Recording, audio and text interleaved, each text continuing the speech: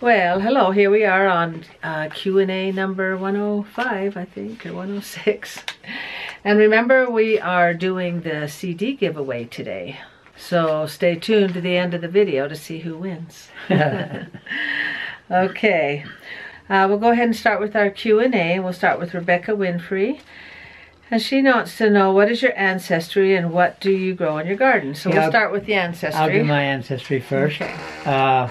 I'm third generation Polish on my father's side, and on my mother's side I'm about most directly from Derbyshire, England. We do a lot in genealogy, and so I have all of the birth records and everything of that. Yeah, so Polish and what else? Well, at that time, Ukraine and Poland are right next to each other, and it was a province of Galicia, which is in both countries. And mine, Swedish, England, from England. Where else? They're a little bit. You're mostly from England. Mostly from England and Swedish. Sweden. Sweden. My dad's side, from the German, Swedish, and my mom's side from England. So it's pretty fun. Well, maybe have to do an ancestry Q&A and tell how they came over here and their stories. They got some pretty good stories how my great grandpa came over here, and you probably got some good stories. Maybe we'll do that next time. Tell how they came here to America, because everybody has a story. And then, what do you grow in your garden? Mostly tomatoes, and for the sketty, and then I try and grow watermelon, cantaloupes, and we usually do some cucumbers and some... Always pumpkins. Pumpkins, because the kids like to pick the pumpkins out of the garden when Halloween comes. The pumpkins really grow easy. And we have an apple tree. They take over the garden. We do have an apple tree and a peach tree, but... The peaches, they grow really well.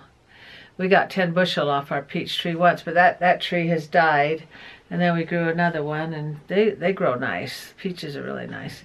And one of our peach trees, our son grabbed a branch off the other peach tree and just jammed it in the ground, and it grew. And it developed roots, and now it's... Yeah, so it's growing peaches. And then we'll go right into Shazir Creations for Future Videos. She wants to know about gardening too. I'd say Shazer. Shazer? Yeah. Okay. And she wants to know...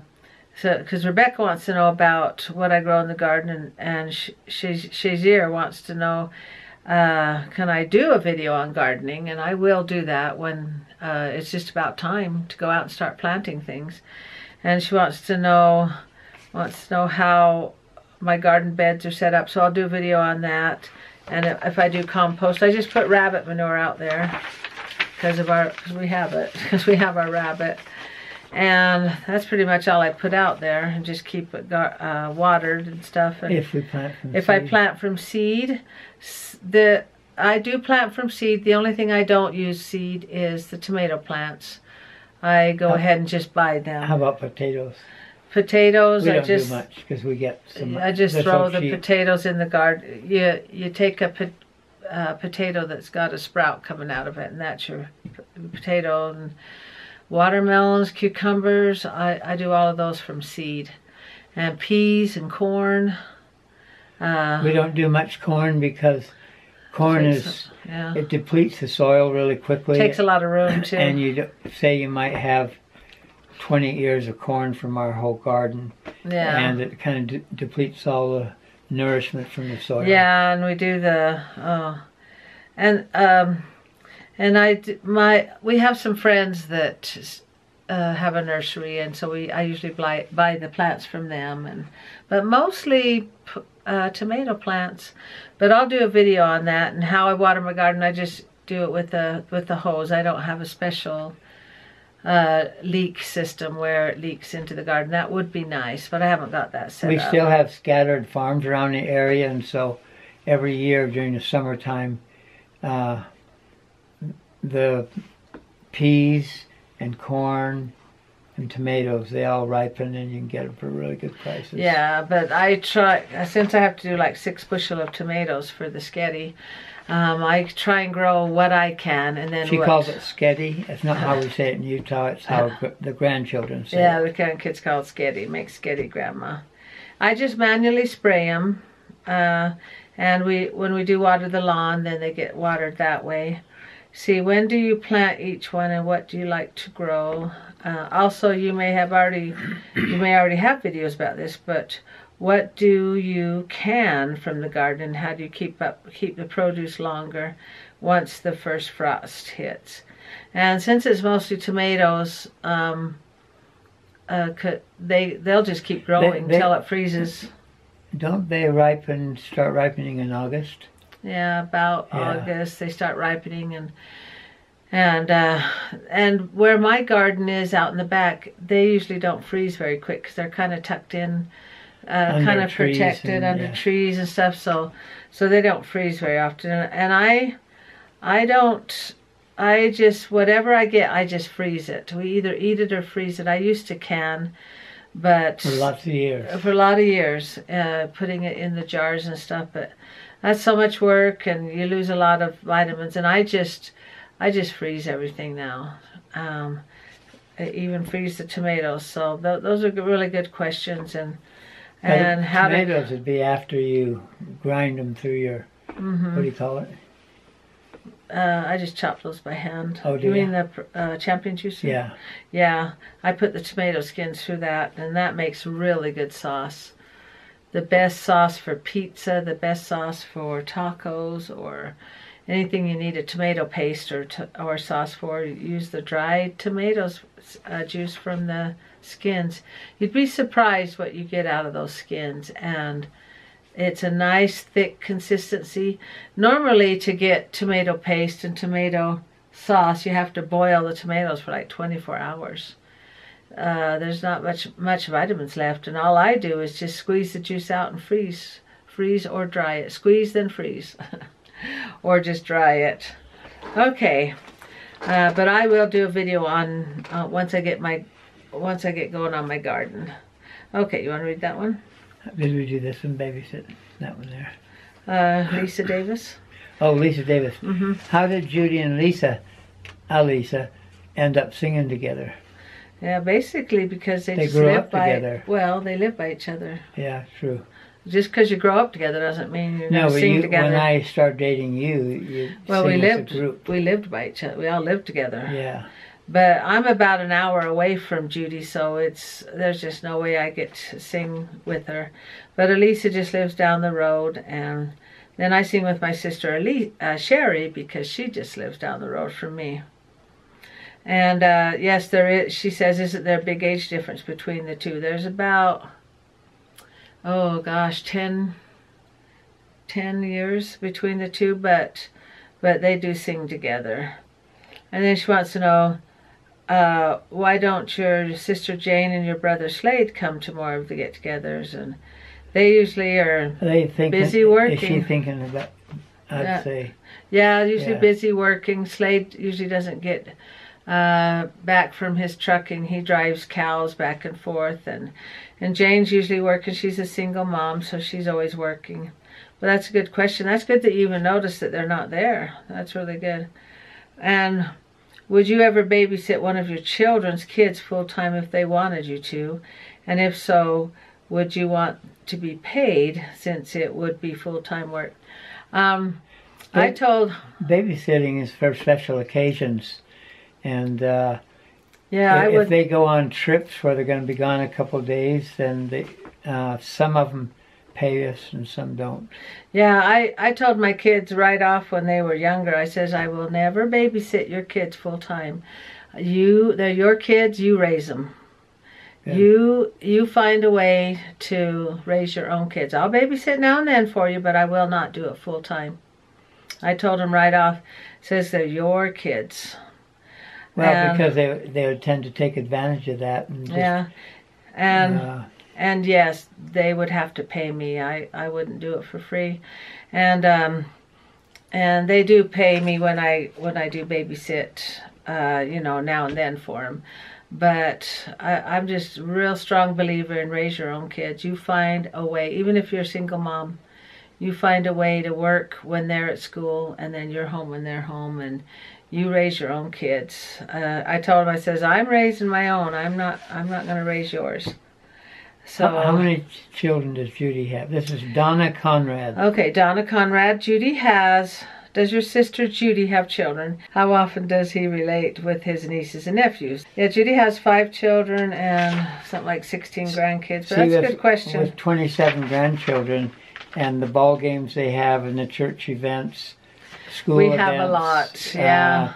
We don't have to keep spreading the yeah, there's a lot of things to attend, and Papa will go to some of them, but he can't take all of them, and it's just too much for him.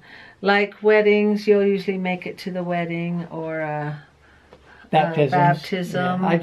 I go to the church events. Church events. Within our own family, because right within our own family, we have, how many, well, like I said, 27. Well, of course you'll go to your own grandkids. Yeah. Yeah. But since I have such a large family, and Papa has a smaller family, it's just a lot of work for him. He can't wrap his head around that. But I really like my nieces and nephews, and I really enjoy being around them because I'm used to a big family and used to that. But Papa, that's a whole new ball game for him. It's a bit much. Debbie Muir, would you say it that way? M-U-I-R? Yeah. Oh, and also Donna, she says she loves watching the videos of me and my sisters. They are fun. It's good. It's a good soul good food for the soul. Debbie Muir, love your videos. How many of your children do to YouTube? So Jimmy Joe has Action Lab, and Davy has April and Davy and Kids Try and Hair 101, and then Johnny and his wife, they have a healthy, what do they call it? Healthy survival, healthy preparedness. Yeah. And so they do that. And Rochelle, my daughter's husband, they have a YouTube channel with about videos, wedding videos. And the other 2 daughters, they don't do them at all. It's a lot of work to do videos. But my one daughter, she refurbishes furniture, and the other daughter, she does upholstery. And we've told them, it says, you ought to do that on YouTube, show them how to do it. But they don't want to have to edit the videos and video and do all that. It's just a lot of work to do all that. Okay, let's see. And I'll post those below. See, but one thing is what they are. Learning how to edit, but another thing is getting people to watch on a regular basis, and they subscribe to you. Yeah. And you have to have a certain kind of personality and you have to know a few technical things. Yeah, and it's just a lot of work. But we're going to go ahead and do the drawing. Okay, we're going to go ahead and give away, we're going to do 2 CDs. We have 3,000 names in here. No, just kidding, just kidding. We don't, I didn't count, whoops. Okay, here's my sister's CD, Judy, and my CD. We're going to give them away to one person tonight. So shake up the names. Okay, then I will reach in here. Oh, no, you're going to draw? And you're giving it away. Okay, go ahead and draw. Oh, what a coincidence, I chose my husband. You already have CDs. I know. Okay, make sure you pull out a good one. Somebody that wants them really bad. No, I can tell, but I can feel the words on it. You can feel the letters? Okay. Ta-da! Who is it? Oh, you dropped. I dropped. Which one was it? I don't know. We got to do it again. It's probably this one. Yeah, that's the one. Okay. Okay, let's see. Aaron Floyd. I don't know if they can see that. Let me check. Sometimes you read them wrong. Let me see if you read it right. Aaron Floyd.